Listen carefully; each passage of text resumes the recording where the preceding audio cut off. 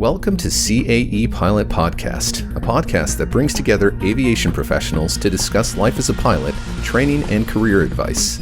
You can find us at cae.com/CAE Pilot-podcast or subscribe to our show on your audio podcasting platform of choice. You can also find our video podcast on our YouTube channel. So welcome to the CAE Pilot Podcast, Julie. We're thrilled to have you with us today. Thank you very much, Patrick. Thanks for having me. And tell us, where are you today? So I'm in Brussels in my apartment, enjoying my off days. And it's a beautiful summer day like it is here in Montreal, I hope. It's really hot already. So let's get started. You're a cargo pilot, and you actually graduated from CAE. So tell us a little bit about what drew you to become a pilot and how you sort of went about making that dream come true. So I joined CAE flight school when I was 18 years old, right after high school actually. And my whole family was pretty much involved in aviation my whole life. My dad, my mom, my grandparents, everyone except the dog. So yeah, I've always been into aviation, and I did a bit of glider flying when I was 16 as well. So I guess that kind of helped. And I graduated, I'm sorry? I was going to say, you've always then been very focused on, you've always known what you wanted to do.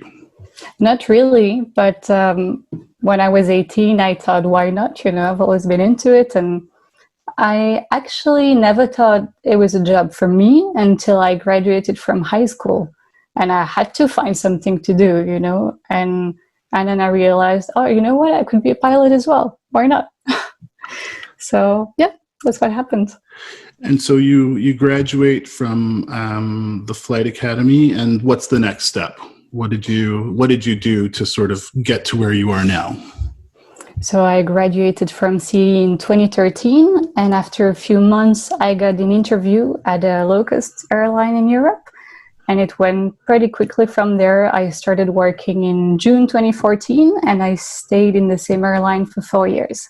I was flying a 737 with passengers all around Europe. And then after 4 years, I thought it was time for something new. I've always wanted to try long haul, and I thought it was a good thing to start early, because when you're a bit older, maybe you have a family, maybe you have kids, and you don't want to be away from home that much. So I gave it a try, and I got a job at a cargo airline in Europe as well.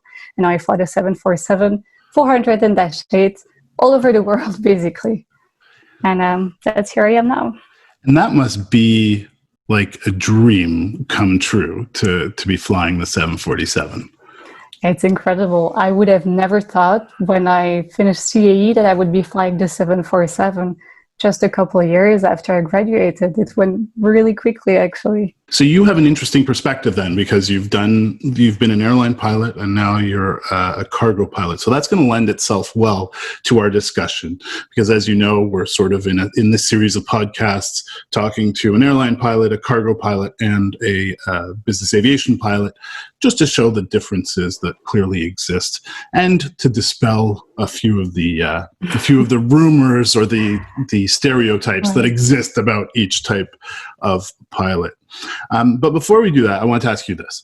What is it that you love about your current job? I love that we go to so many different places, and it never gets boring because every flight is different. We fly to Asia during monsoon season. We do some short flights as well in Europe sometimes. We go to South America. We go to North America, pretty much everywhere. And also the operations that we do, it's quite varied, because we could be flying almost empty, and then the next day we would be close to max landing weight. So it's always different, always exciting. Sounds like you're a bit of an adventurer. I wish.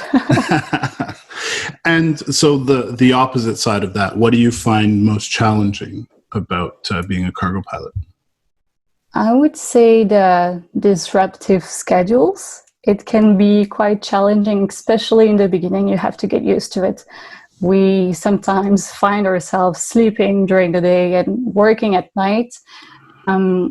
But at least it doesn't stay like that for long. When you go home, you have plenty of off days to recover. So I'm not a 100% zombie when I go home, but it's quite hard. You have to get used to it. And obviously a difficult time in aviation right now. Have you been flying throughout the crisis? Yes, I have. And it hasn't changed so much, I have to say. The most difficult thing about the current situation is that in most places we go to, we have to stay inside, whether it's inside the hotel or sometimes we just have to stay inside the room and we're not even allowed to get out. So it's quite hard. But hopefully it will be back to normal in a few weeks or months. It's probably the first time that any airline crew have hoped for short layovers in that case. Yeah, that's true. That's true. So you said there hasn't been many changes in terms of flying, but what I've heard from other people is that it's very quiet in the sky right now. Oh yes, yeah, we're pretty much alone in the sky. In some places in the States, they still do some domestic flights, so it's not completely empty. But when you cross the Atlantic, you're completely alone. It's weird. It must be weird. Times we live in.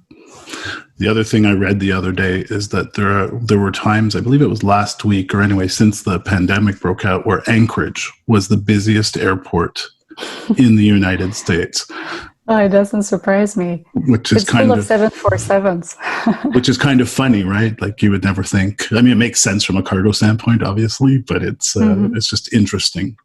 And have you had the opportunity to fly relief supplies? Well, we don't always know exactly what we carry. I mean, unless it's dangerous good, then we know what's in there. So we do carry a lot of, I think, medical equipment and masks coming from Asia in general, but we bring it either to Europe or to the States. So we just don't really see what's in there because it's packed in those big containers or boxes, So. Right. I think that we get the impression that, these relief flights, that such a big deal is made out of them. So we almost think that there's, it's a big fanfare when the aircraft arrives. And just a normal flight. It's funny because the Antonov has arrived in Montreal. It's come the 225 has come twice to Montreal, and it's in the news and everybody goes, well, which makes sense. But it's just funny because you get this impression that, oh my God, there's like fireworks in a parade when the aircraft shows up. I wish there was a parade to welcome us every time we bring cargo somewhere. Before we get to some of these stereotypes and sort of the fun stuff, what would you say are the biggest differences between being an airline pilot and a cargo pilot? I think it really depends on the company you work for, because whether you fly low cost or just charter or cargo, it's completely different. For me, the biggest difference has been that I don't sleep at home every night. I used to be home every night after my flight. So now I'm gone for a week, sometimes 10 days, sometimes more. I have to get used to that. But then once you go home, it's not just for a day, you're home for a week or more. So that's the biggest difference. So it's the time away from home. It sounds like, it's a bit more of an irregular schedule, I would imagine. Here, we'll get to some of the rumors, and I'll ask you these, and you tell me what you think. You've sort of answered this one already, the first one. Cargo pilots live a weird life, where they live by night and sleep by day. 100% true. Yeah, I do sleep a lot during the day when I'm away on layovers, just because we never get a chance to completely acclimatize to the time zone we're in. Also, sometimes there's no point to try to sleep during the night if you're in Asia and you're just coming from Europe. It's just not going to work. So yeah, it's a little bit weird. And actually, a question that just pops to mind: Does the cargo operation, is it scheduled, or is it more like a private aviation that when the aircraft is, when all the cargo is loaded, it's go when you're ready? It's 50-50. We do have scheduled flights, and we also operate charter flights. But there's a big department in the company I work for called Network, and they change the flights constantly. It's quite a difficult job because sometimes you have to carry cargo somewhere and they tell you just before you go, oh, by the way, you're going to have to stop there before. So it's just constantly changing, and we just have to adapt. Well, I think in aviation, adaptation is the first quality, right? That you have to have. Be prepared for it not to go the way it was planned to go. Here's another one for you. Being a cargo pilot is boring because there's no passengers on board. Completely false. It's not boring at all. It's actually very exciting. We have very varied operations, and I don't miss the passengers too much. At least the boxes don't complain. We also have very interesting cargo. Sometimes we have really nice cars. Sometimes we have live horses. So no, never gets boring. When I was a flight attendant, we used to have 747 combis, and we'd sneak back sometimes. And we've had horses and cars, and yeah, it's funny to see sometimes these things that are on an airplane. So I can appreciate that. It's very cool. Here's another one. Cargo pilots work longer duty hours than other pilots. It's not true. We do have to comply to the same flight time limitations from EASA. However, with the kind of operations we do, it happens a lot that we fly with augmented crew. So we fly with 3 or 4 crew members, and we have 2 or 3 sectors sometimes. So it can be very long, but I don't believe it's longer than in other airlines. You can have very long flight with passenger airlines as well. And I would imagine that you've got like a good crew rest area and everything on the aircraft, right? Sure. Sleeping quarters and whatnot. We have 2 beds on board. Of course, it's a little bit noisy, so it's not the best place to get proper rest, but at least you can close your eyes for a little bit and get some rest. The craziest crew rest I've ever seen was we had A340s at the airline I worked for, and it was a cargo pallet or a cargo container that had been converted into a crew rest. So you went down, and it was weird. But sleeping obviously is important and a fun commodity to have. Schedule and on-time departures are less important for cargo pilots, as it doesn't matter as much with cargo. True. 99% of the time, it doesn't really matter. You can be delayed by half an hour or 3 hours, and it doesn't matter too much. Of course, it's going to be annoying for the next crew who will pick up the aircraft, but the delays don't really matter. Unless you have live animals, then it's something extra you have to take care of, or maybe really urgent cargo, but it doesn't happen very often. And when you're carrying animals, do you carry grooms, or how does that work? It's interesting because if you're carrying horses, for instance, and you're delayed, well, someone's got to feed them, I guess, or something has to happen to take care of them. How does that work? Yeah, exactly. We have to carry grooms. The most horses I had on board, I think we had 8 horses and 2 grooms. So it gets a little bit busy, especially on the upper deck, because it's quite a small area and you have to share it with the grooms. But it's always interesting to have those guys on board. I guess that's part of the excitement, right? Exactly. Cargo pilots don't wear their uniform as no one ever sees them. True and false. We still have to be in uniform when we start and finish the duty. However, when we have longer flights, then it happens quite often that we would just change into maybe not pajamas, but more comfy clothes. When I worked in business aviation, funnily enough, you would see some of the pilots, their principals insisted they wear jeans and t-shirts. And it's always interesting to see that. So, but I guess when you're in the air, you have to, if you're going to be on a flight for what? How long? What's your longest flight? Maybe 12, 13 hours? Yeah, something like that. You have to be comfortable to do that. Yeah, exactly. I wouldn't want to wear my tie for 12 hours straight. It's too much. Let me assure you, nobody wants to wear a tie for 12 hours, no matter the circumstance. Cargo pilots are most exposed to dangerous goods and radiation. We do carry a lot of dangerous goods that are not allowed to be carried by passenger aircrafts. And also sometimes radioactive material, but I'm not too worried about that.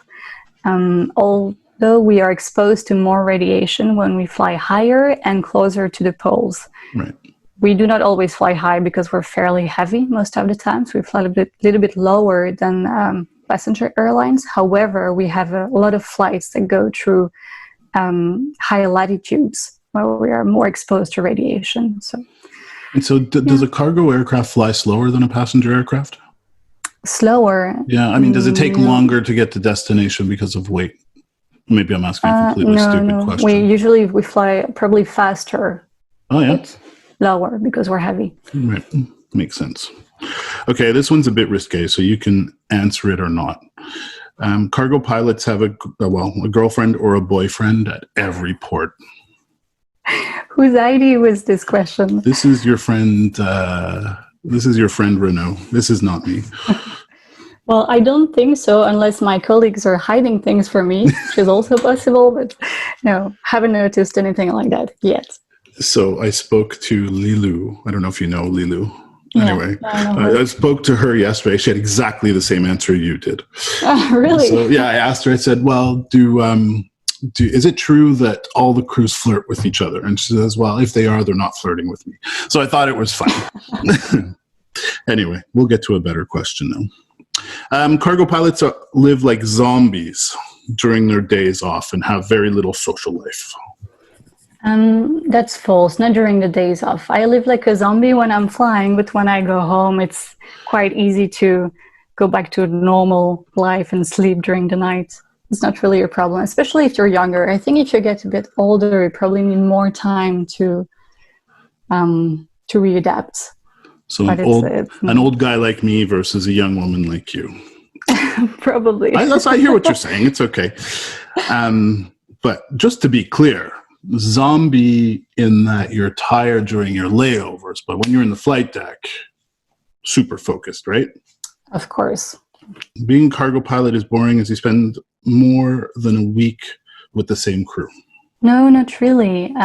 It's not always true because you could be flying with a different captain every flight, although you're gone for 10 days, or you could be flying with the exact same crew for 10 days. It's always different. And I have to say, I think it would be less boring to fly with the same person a couple of flights in a row, because then you get to know the person and you don't have to do small talk, you know. Well, if you fly with a different guy, different girl every time, you have to get to know the person. And in the beginning, you know, it's just small talk, like, do you have a family? Do you have kids? And it's a bit annoying. It's better if you can get to know the person and have more fun, probably. And I think Eva was saying that she's had to fly with the same people during coronavirus. I don't like that they had been paired up somehow, but that's not the case, I guess. What are the health checks they're doing? Do you have to go through any additional health checks before you fly in terms of having your temperature taken or, checking for symptoms, etc.? Well, we always have to self-monitor. If you have fever, if you feel a bit sick, then you're not supposed to go to work, obviously, especially now. But then it depends where you're going. For instance, in some places you have to take your temperature twice before the flight and then once when you get there. And in some other places, they do it for you once you go through immigration at the airport. Some countries want you to fill out a health declaration. So it's different everywhere. But and I think I've been tested once, but I haven't heard anything. So I guess it was negative. And you were talking about your layovers before. So when you do have to spend your time in your room, like I've spent the past 10 weeks in my house and I'm going a bit crazy. I'm very honest. Like I get excited when I have to go to the grocery store. What do you do with, I would imagine your layovers range in the 24 to 36 hour range. What's it like to be, I know when I was a flight attendant, like I got to my room, I either took a nap and went out or just went out. So the thought of being in a hotel room for that long kind of freaks me out. How do you deal with that? Well, first of all, it's not fun at all, but we don't really have a choice. So I try to plan my sleep a little bit if I can. Usually, more or less when you would be able to sleep. And then around my sleep schedule, I try to do some sports, maybe do some yoga. It's a bit cliche, but I try to get moving a little bit. Otherwise, it's actually tiring just to sit or lay down the whole time when you have nothing to do. So it's good to get moving a little bit. It's funny you should say that, because the more I've spoken to people who have flown throughout, everyone's going through the same thing. Like many of my friends who either aren't flying right now or have jobs like I do, we're at home, we should be cooking gourmet meals, and the house should be perfect. And we're all like, you know what? Like, I just want to watch Netflix, So it's funny to hear that sort of, I don't know if we're all tired of just the situation or if it's having, it's weighing on us a little bit, but it's interesting to hear that it seems to be something that's pervasive throughout. It's, anyway, I know we're all looking forward to this being long done. Being a cargo pilot is a lonely job. Well, not really. I have to say it depends of the crew that you are flying with. You could be really lonely and surrounded by 10 cabin crew, if you know what I mean. Or you can have a lot of fun with just one or two colleagues. So it depends what you like to do on your layovers. Sometimes very often actually, we used to go for dinner together. And the fun thing about cargo flying as well is that we have hubs, like in Anchorage, for instance, where there are always colleagues. There's always 1, 2, 3 crews at the same time in Anchorage. So we meet for dinner, or we meet for lunch, or there's always something to do. But it's not too lonely. I don't really mind that. And would you say there's more camaraderie between, cargo pilots or airline pilots in your experience? I think it's probably easier if you fly for a small company where, everyone knows each other. But in the company I work for, there are more than 500 pilots. So maybe I've met 10% of the pilots. Yeah. So it really depends.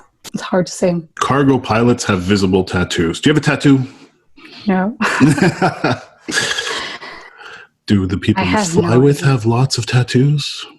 I've never met anyone with a visible tattoo.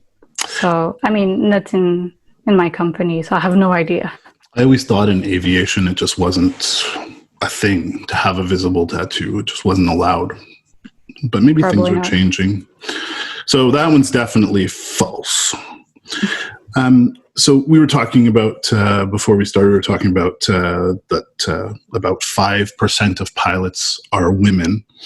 And is it true that there are even fewer women in cargo flying? Absolutely. In my company, we are less than 3%. So that's really low compared to the average. And what does that mean for you? Like how are you received, coming into the company, or when you fly with someone new and they see you for the first time? And is it like, what's that like? I think it doesn't really change anything. I haven't noticed any difference, except that everyone remembers my name while I hardly remember people's names. It takes a while for me to remember, all the colleagues' names. They know, oh, that's the girl. Yeah, I know her name. Well, it's fun because, what's interesting is that you're a trailblazer in a lot of ways, right? Because you're to be 3% of anything is distinctive. So yeah, it's true. And it's very nice, as I was telling you before, 3 of the 4 people we have done the podcast with have been women who are more or less at the start of their careers. So I think to me, it's wonderful. I think it's fantastic. Okay, last one. Oh no, here. Last one for you. Cargo pilots only fly old airplanes. True and false. In general, it's true because it's cheaper for most cargo companies. They don't have to upgrade their aircraft with new passenger standards, if you know what I mean. So they usually end up with older aircraft. However, we have brand new 747-8s. So yeah, it really depends. I always found it funny. I was on a delivery flight of a 777 at one time, and a new airplane actually has like a new car smell, which I don't know if you have the same experience, but it's just, you get on and it just feels crisp and clean, and there's something very clean. Yeah. It's probably the only time it's ever going to be clean. But I guess too, a lot of cargo aircraft are converted airliners, right? So I don't know. So I guess that sort of adds to it. They've had an entire life before they get converted. So you must fly some aircraft that are possibly even older than you. It's not the case for a company I work for, but for other airlines probably. The aircraft that I did my FAM flight on as a flight attendant was 4 years older than I was at the time. It was a DC. It was a DC-9, so that'll tell you how long ago that was. But it's a bit crazy. So we were talking before a little bit how it's a crazy time right now, and there's a lot of people. We went from there's a shortage of pilots to we have a lot of pilots right now on furlough. We have pilots in our academies sort of sitting there saying, well, what's next for us? What words of encouragement would you have for someone who's coming into the industry, who's sort of following the same dream you had of becoming a pilot, but who may have a bit more of a few more hurdles to jump before they're in the seat of the aircraft they want to fly? I would tell them not to lose hope, because it's all about being motivated. Although you're not able to find a job right now, it might come in a few months or in a few years from now. It's always good to have a plan B as well, and just always keep your license valid, even if you don't get a job right away. It's really important to show your motivation and keep flying. And if you had to sell the job of a cargo pilot to someone, what would you say? I think it's the best job in the world. Don't be afraid to try something, because cargo flying it probably doesn't attract as many people as regular passenger flying or just regular long haul flying, but it's a really fun job, and don't be afraid to try it. And you will never know if you like it if you don't try it anyway. And finally, Julie, what's next for you?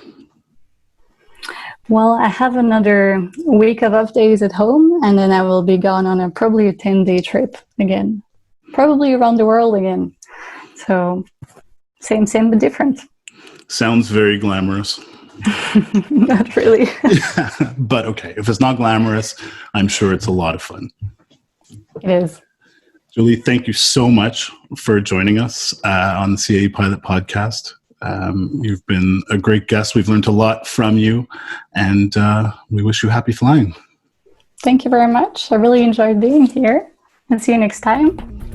CAE Pilot Podcast is brought to you by CAE, the global leader in training for the civil aviation, defense and security, and healthcare markets. For more information, check out cae.com.